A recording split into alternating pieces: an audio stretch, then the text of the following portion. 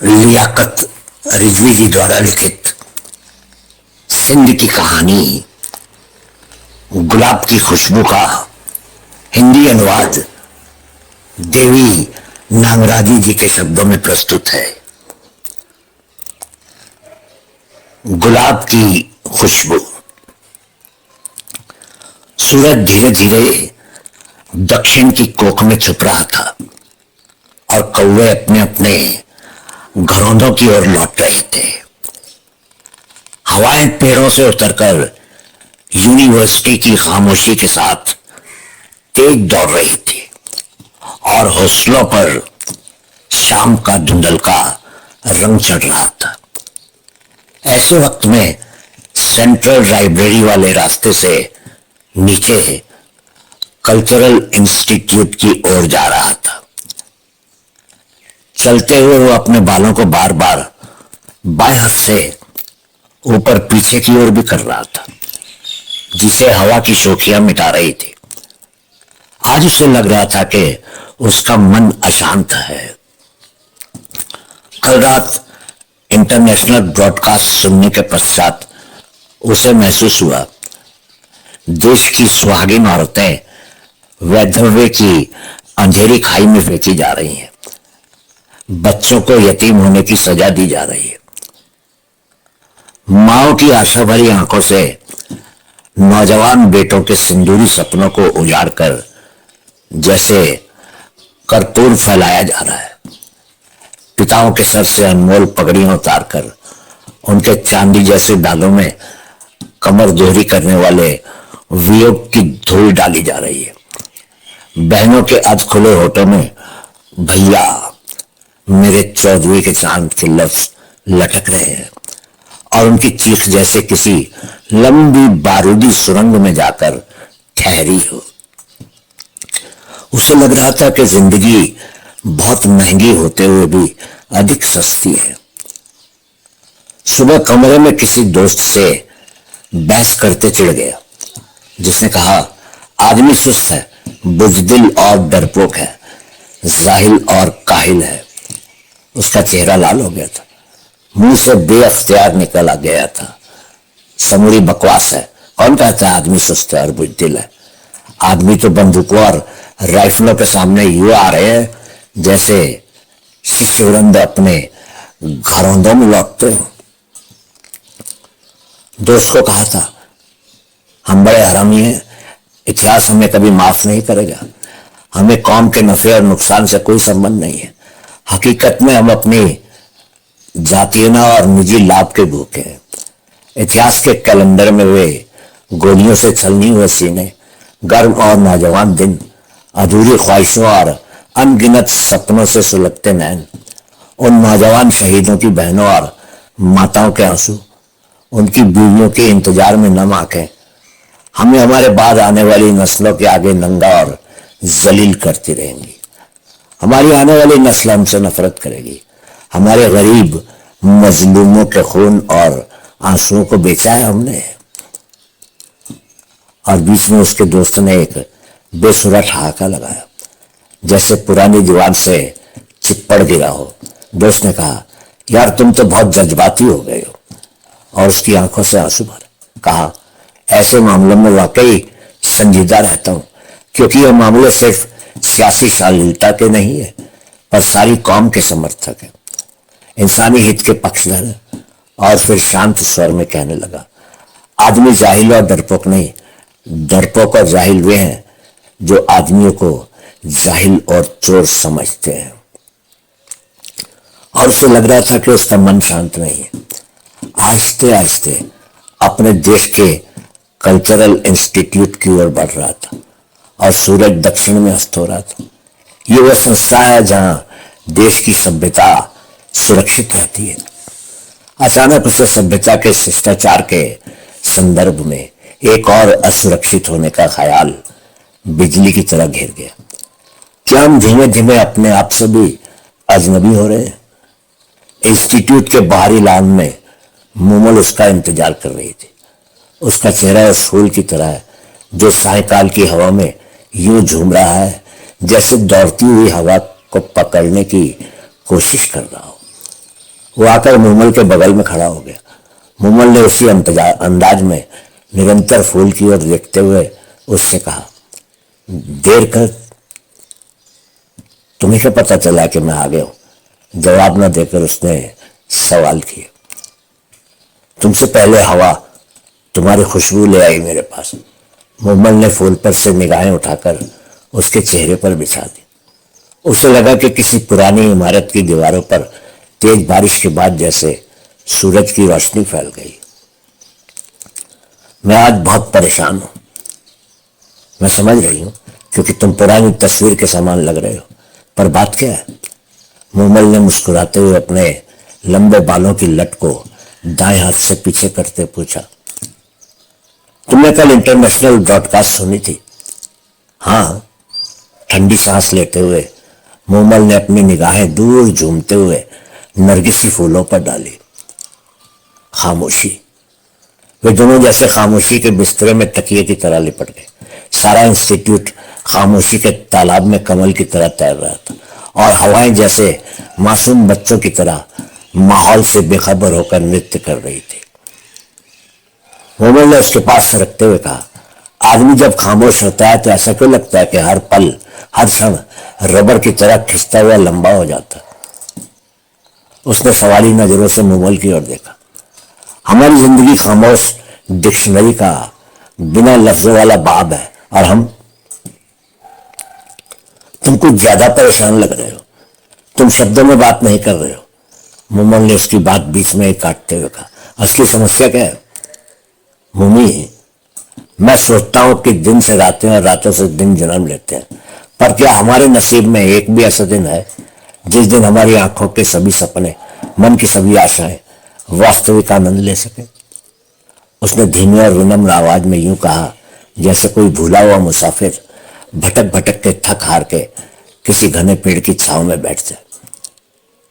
तुम बहुत सादे और मासूम हो जानिब, मूमल ने प्यार भरे लहजे में कहा।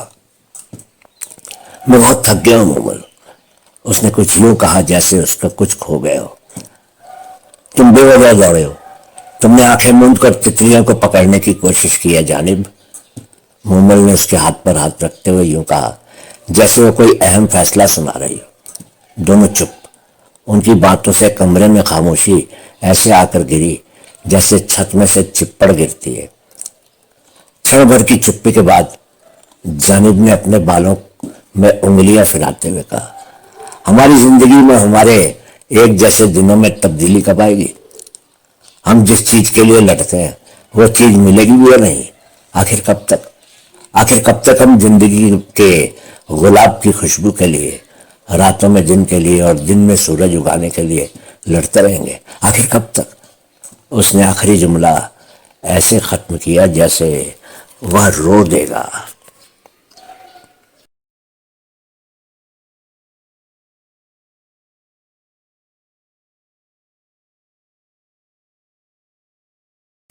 रात के बाद दिन का आना अनिवार्य है।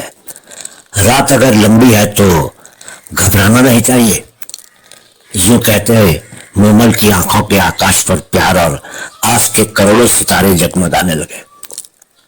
तुम्हारे भीतर जो मध्यम वर्गीय आदमी बैठा मुफ्त में तुम्हें परेशान कर रहा है, उसे तुम बाहर क्यों नहीं फेंकते? अपने जहन में इनकलाब के लिए यकीन पैदा करो।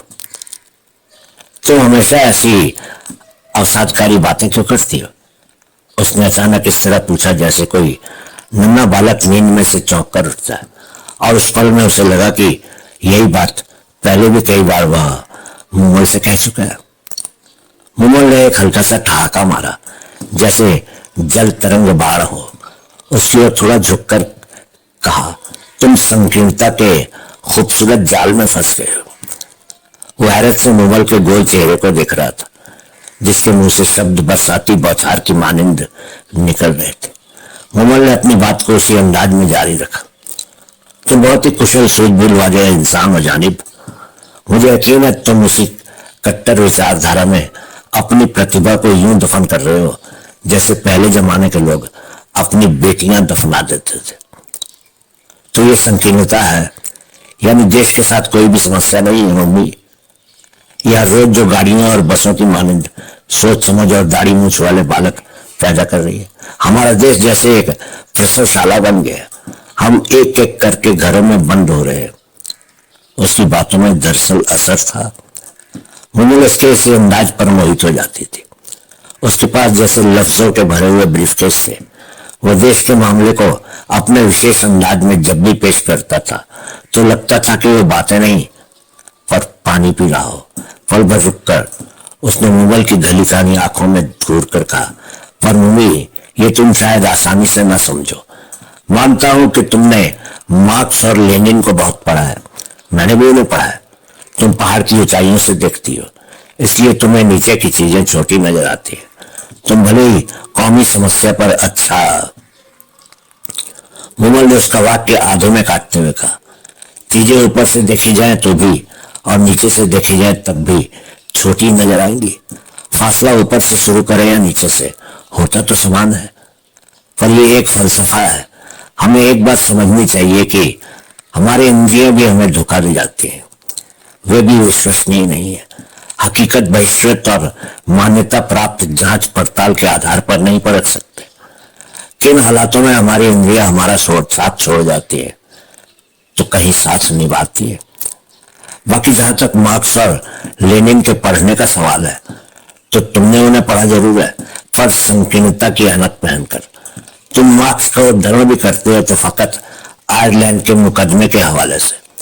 तुमने लेनिन की किताबों में सिर्फ वे जुमले रेखांकित किए हैं जो लेनिन ने समाजवादी और साम्यवादी की गलत पॉलिसी की आलोचना के रूप में लिखे हैं।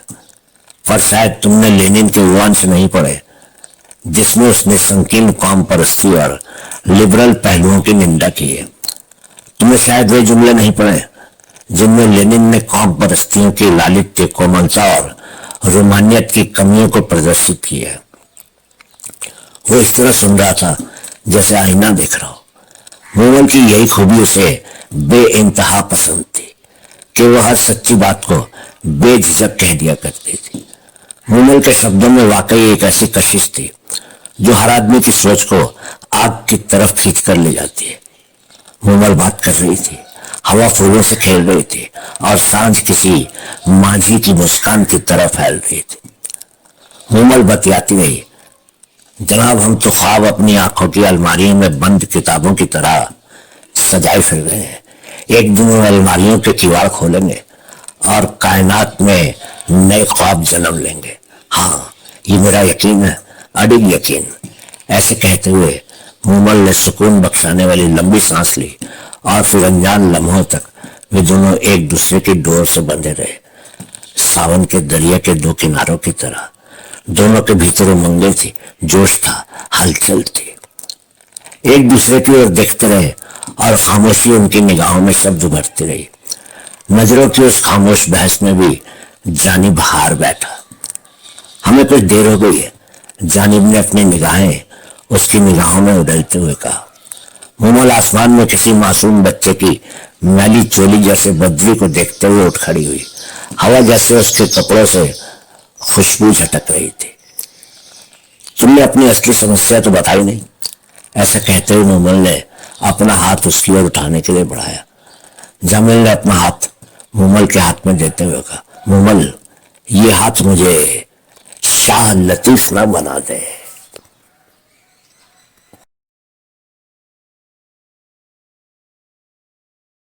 दोनों उठ खड़े हुए और उनकी हंसी के ठहाके हवाओं में बिखर गए। फूल नाच रहे थे और देश की सभ्यता का प्रतिष्ठान मुस्कुरा रहा था। पर कुछ था जो जानिब के भीतर कच्ची दीवार की तरह सेका जा रहा था। वे दोनों लॉन से होते हुए हाईवे की ओर चल रहे थे। हवा उनके आगे पीछे यूं चल रही थी जैसे वफादार नस्ल का अंग्रेज कुत्ता अपने मालिक के साथ चलता रहता है। खामोशी के सूखे पत्तों को रौंदते मुमल ने कहा, हम दोनों को जैसा होना चाहिए ऐसे नहीं हम। जानिब, मैं तुम्हारी हूं, आखिर तुम अपनी परेशानी मुझसे क्यों छुपा रहे हो? ऐसा कहते हुए उसने नैन मेघाच्छंद हो गए। तुम कहती हो ना कि मेरे जहन में लफ्जों का कारखाना है। हाँ, ये तो मैं अब भी कहती हूँ। मूमल के होठों पर गहरी मुस्कान छा गई, जैसे चांदनी के चांद के सामने हल्का घूसर सा बादल आ गया हो। पर मम्मी, शब्द भी जिद्दी बालक के समान है। जहन के घर से कोठों की पाठशाला तक आते ही नहीं। जानी भी बात कर रहा था जैसे कोई कुएं से भरी हुई डोलची खींच रहा हो। तुम मेरी हो, मेरी अपनी, ये भी पता है, ये भी विश्वास है कि जो भीतर में परेशानी है वो तुम्हें सुनाए बिना कम नहीं हो सकती। शब्द उनके पैरों के साथ चल रहे थे। दोनों हाईवे के दाईं ओर जा रहे थे। बगल से खामोश पेड़ जैसे कतार में खड़े होकर उनका स्वागत कर रहे थे। वे आगे बढ़ रहे थे और पीछे छूटी हुई हर शय उन्हें खुली और हसरत से देख रही थी। वो बात कर रहा था, मम्मी, मेरे साथ कुछ सियासी समस्या हुई है। कुछ अर्से से मुझे लग रहा है कि मैं कुछ नहीं कर पा रहा हूं जो मुझे करना चाहिए। मैं वो बात करते करते चुप हो गया। उसे लगा कि शब्दों के सब बल्ब जैसे फ्यूज हो गए हो। हाईवे से मोड़ बदलते हुए लड़कियों के हॉस्टल की ओर बढ़ते हैं। तुम मेरा मतलब समझ रही हो ना? मैं तुम्हारा मतलब समझ गई। मूमल को लगा उसका जिस्म और जहन हल्के हो गए हो। कोई चीज बर्फ की मानंद पिघल कर उतर आई हो। अनुमानों और भ्रमों की जमी हुई बर्फ एक दूसरे से अलग होकर उन्होंने एक दूसरे को देखा। रोशनी में नहाए हुए दो जिस्म। एक गाड़ी तेजी से आई और उन्हें पीछे छोड़ती हुई चली गई। लफ्जों की तितलियां फिर से मूमल के होठ सुमन पर फिरने लगी। मैं और तुम एक दूसरे के भीतर के आईने हैं जानिब। मूमल ये बात कर रही थी जैसे मोगरे की खुशबू सांसों में भर रही हो। जानिब, जब हम लान पर बैठे थे तो तुमने मुझे मोहन कल्पना सिंधी का एक हस्ताक्षर कथाकार के उस किरदार जैसे लग रहे थे जिसके चारों ओर जासूस नजरें थी और जिसका चेहरा इस्तीफा जैसा था। देखो, हमें अपनी परेशानियां, दुख सुख आपस में बांटने चाहिए जानिब। तुम्हारी निरुत्साहिता और जहनी परेशानी मैं अच्छी तरह समझ रही थी।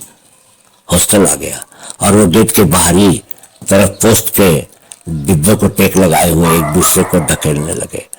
उनकी निगाहें एक दूसरे के गले मिल रही थी। जानिब ने कहा, मुझे तुम्हारी बातें हमेशा सच्ची और तुम्हारी दलीलें मजबूत महसूस हुई है मम्मी। और रात आसमान की कोठी से नीचे रास्तों पर, पेड़ों पर, इमारतों और हर चीज पर उतर आई। रास्तों पर रात के साथ हवाएं भी दौड़ने लगी। उनके दिल में आने वाले दिनों के ख्याल और फैसले दौड़ने लगे। मैं तुम्हें संपूर्ण रूप से अस्वीकृत नहीं करती, पर इतना कहती हूँ कि तुम जो कुछ चाहते हो उसके लिए तुम्हारी लड़ाई असफल है, बेकार है, क्योंकि वहां सियासत दलील का नहीं, डंडे का नाम है। तुम अगर देश की माओ के आंसू, देश की औरत के मन के घाव, देश के आदमी की बेबसी नहीं देख सकते तो फिर जाओ मिलकर उसी समाज की दीवार पर जिंदगी के नए आदर्श का कैलेंडर लगाए। जो समाज हमारी मुस्कुराहटों और मोहब्बतों का जामीन है। वह सिर्फ तुम्हारी महबूबा ही नहीं, बेहतरीन साथी भी हो सकती हो। वो मूमल के चेहरे की ओर देख रहा था जिस पर से रात यूं फिसल रही थी जैसे बच्चे ढलकनी से खिसकते हैं। राह चलते कोई लड़का उनकी ओर शक्ति दाह भरी निगाहों से देखता हुआ चला गया। मूमल ने बात जारी रखी, मैं कौमी समस्याओं को मानती हूँ और समझती हूँ कि उनका हल फकत व्यापाक्षिक होकर सोचने में है। दुनिया के उत्पीड़ित जाति और पढ़े लिखे वर्ग का एकमात्र ही ऐसा इंजेक्शन है जो गुलामी की मौत और आजादी का संदेश है। आओ आओ तो, ऐसा कहते मूमल ने आकाश रूपी मुख पर दृढ़ निश्चय और उम्मीद की अनेक इंद्रधनुष उभर आए और वाक्य पूरा करने के साथ ही मूमल ने अपना हाथ जानिब की ओर बढ़ाया। जानिब के मन में फैसलों के, सोचों के सौ सौ जवान जज्बे आंखें रगड़ते हुए उठे। उसने मूमल की तरफ देखा। पल भर में जैसे बरसात के बाद पक्षी पर झटक कर पेड़ों से उड़ने लगे। जानिब ने मूमल का हाथ अपने दोनों हाथों में यूं पकड़ लिया जैसे कोई फैसला कर लिया हो और रास्ते के सभी बल्ब रोशन हो गए। रोशनी दो परछाइयों को रोनती आगे बढ़ गई। रात तो विश्वविद्यालय के देववन और पहाड़ों में छुप गई और मुमल जानिब के उदय होते हुए सूरज जैसे मुखड़े की ओर देखकर मुस्कुरा रही थी, जैसे मासूम बच्चा किसी आदमी के स्वागत पर उसे गुलदस्ता पेश करते हुए मुस्कुराता है। बहुत बहुत शुक्रिया।